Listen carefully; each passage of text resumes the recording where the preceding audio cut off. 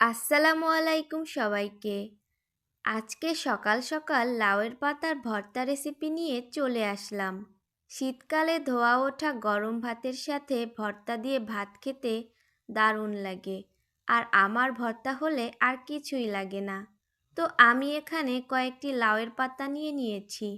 পাতাগুলোকে খুব ভালোভাবে পরিষ্কার করে নিয়ে কুচি কুচি করে কেটে একটা প্যানের ভেতর সামান্য পানি দিয়ে সিদ্ধ হওয়ার জন্য ঢাকনা দিয়ে ঢেকে দেব। 5 মিনিট সিদ্ধ করে নেওয়ার পর পানিগুলো শুকিয়ে গেলে প্যান থেকে নামিয়ে নিলাম।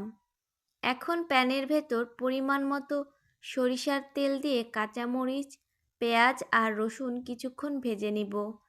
এরপর কয়েকটি চিংড়ি মাছ আর শুকনা মরিচ দিয়ে ভালোভাবে নেড়ে ভেজে নেব।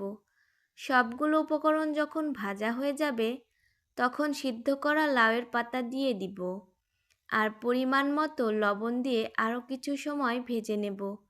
ভাজা হওয়ার শেষের দিকে ধনিয়া পাতা কুচি দিয়ে একটু ভেজে নামিয়ে নিব। আপনারা চাইলে মেশিনে দিয়ে ব্লেন্ড করে নিতে পারেন, তবে পাটায় বাটা ভর্তার স্বাদ অন্যরকম। আমি শিলপাটায় বেটে নিচ্ছি কারণ এতে ভর্তার স্বাদ আরও দ্বিগুণ বেড়ে যায়। তো ফাইনালি আমার ভর্তা বানানো শেষ।